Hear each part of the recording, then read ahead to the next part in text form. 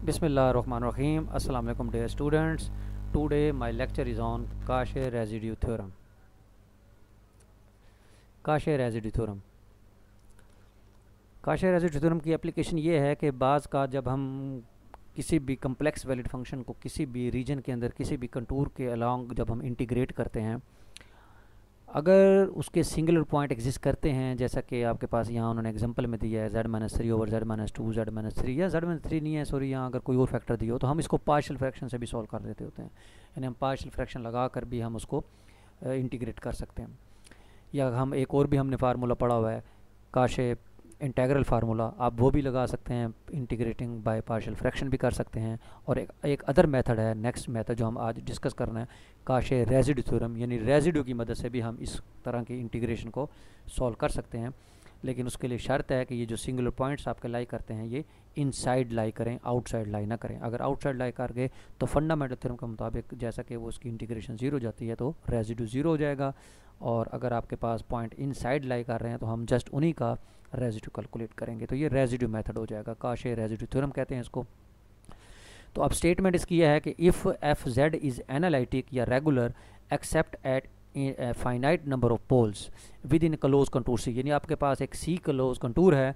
Function जो है उस सी पर और उस सी के इनसाइड जितने पॉइंट्स हैं उन पर एनालिटिक है, except at finite number of poles, यानी जो कुछ सिंगुलर पॉइंट्स हैं जो उस सी के अंदर लाई कर रहे हैं उनके अलावा, यानी उनके अलावा तमाम पर एनालिटिक होगा। And containing on the boundary C, और सी की बाउंड्री के ऊपर, और कंटिन्यूस भी होगा उसके ऊपर। तो देन आपने प्रूव करना है कि उस फंक्शन की इस सी के लॉन्ग जो इंटीग्रेशन होगी वो बराबर होगी 2 pi iota multiply by summation R I. अब समीशन आर आई का क्या मतलब है, is the sum of residue of the function at its pole within C, यानी इसमें करना क्या आपने, आपके पास जो कम्प्लेक्स वैलिड फंक्शन दिया हुआ है आपने उसके सिंगुलर पॉइंट देखने हैं और तमाम सिंगुलर पॉइंट्स के ऊपर आपने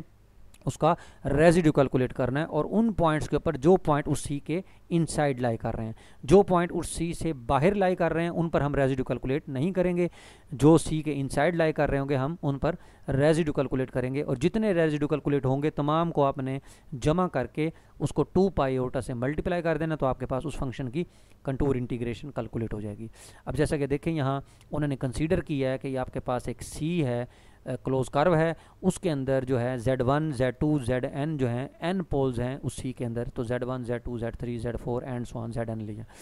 further c1 c2 cn be the circles with centre z1 z2 zn, यानी जो सेंटर जो आपके पास सिंगुलर पॉइंट्स आए थे उनको एज ए सेंटर कंसीडर करते हुए आपने एक स्मॉल सर्कल्स कंसीडर किए हैं जो उसी के इनसाइड हैं,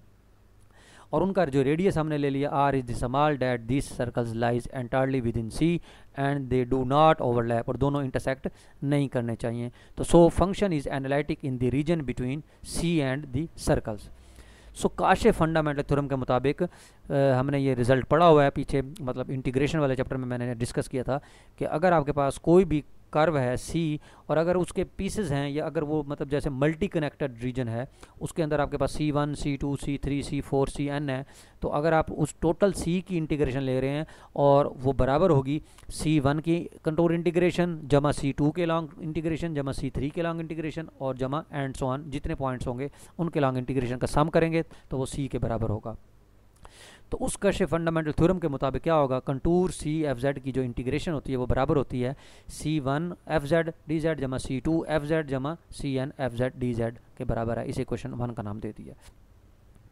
अब हम क्या करेंगे, अब हम if F Z has pole of order m1 at z is equal to z1, अब हम सपोज कर रहे हैं कि जो पहला पॉइंट आपके पास z1 है, क्योंकि सारे सिंगुलर पॉइंट हैं तो हम कहते हैं z1 का जो पोल है वो m1 है, तो बाय लॉरेंस थ्योरम के मुताबिक जो है एफ जेड है वो बराबर होगा फाई जेड जमा summation iota is equal to 1 to m1 bi over z minus z1 की पावर एओटा, यानी ये इसकी जो प्रिंसिपल पार्ट है उसका जो मैक्सिमम पावर होगी वो m1 होगी, क्योंकि हमने पोल जो लिया है उसका ऑर्डर कितना लिया है m1 लिया है, और फाई जेड जो है वो एनालिटिक पार्ट है और ये जो आपका है प्रिंसिपल पार्ट है। अब फाई जेड अगर एनालिटिक पार्ट है तो इसका तो सिंगुलर पॉइंट नहीं है, तो इसका मतलब अगर ये एनालिटिक हो गया पूरे डोमेन के ऊपर तो इसका मतलब है फाई जेड की जो इंटीग्रेशन होगी वो 0 हो जाएगी। हमने पहले दोनों तरफ इंटीग्रेशन ले ली अलॉन्ग C1 तमाम की अलॉन्ग C1 इंटीग्रेशन ली, फाई जेड की इंटीग्रेशन अलॉन्ग C1 0 हो जाएगी क्योंकि ये आपके पास जो पॉइंट है z है जिस पर हम मतलब उसको इंटीग्रेट कर रहे हैं, और वैसे भी फंक्शन एनालिटिक है, इसका सिंगुलर पॉइंट ही नहीं है। तो अगर पूरी कम्प्लेक्स प्लेन के ऊपर अगर कोई फंक्शन एनालिटिक होता है तो उसकी उस किसी भी क्लोज कर्व के लॉन्ग उसकी इंटीग्रेशन जो होती है वो ज़ीरो होती है। तो अब अगर ये ज़ीरो हो गया तो हमने बाकी कैलकुलेट करने हैं, यानी आपने b1 b2 b3 bm1 के लॉन्ग इसको कैलकुलेट करना है। तो हमने इन जनरल जो है bm1 कंसीडर कर लिया, क्योंकि ज़ाहिर बात है ये z1 जो था ये सेंटर था, हमने एक सर्कल ड्रा किया था जिसका रेडियस r लिया है, तो हम z माइनस z1 को पुट कर देते हैं r e की पावर एओटा थीटा। वैसे भी हमने ये रिज़ल्ट पहले प्रूफ किया हुआ है, पीछे हमने डिस्कस किया था कि 1 over z minus z not जो है ये बराबर होता है 2 पाई एओटा, और ये अगर आपके पास m1 जो है वो 1 हो, और अगर m1 1 के अलावा हो तो ज़ाहिर बात है हम क्या करते हैं उसकी इंटीग्रेशन वो जो है वो ज़ीरो कैलकुलेट होती है। तो उसी मेथड से भी आप इसको डायरेक्ट चेक कर सकते हैं। तो z माइनस z1 को आपने r e की पावर एओटा थीटा पुट किया, क्योंकि सर्कल है तो उसकी वेरिएशन 0 से 2 पाई हो गई, और dz लिया आपने, वो इसका डेरिवेटिव आया r एओटा ई की power aorta theta D theta. ये वैल्यू जब उसमें पुट की हमने तो bm1 बाहर कांस्टेंट आ जाएगा 0 से 2 पाई, अंदर वैल्यूज पुट की dz की और z माइनस z नॉट की, z माइनस z1 की। तो जब लिमिट्स अप्लाई की तो आपके पास ये 0 आया जब m1 जो है वो 1 नहीं है, लेकिन जब m1 1 है तो 2 पाई एओटा होता है।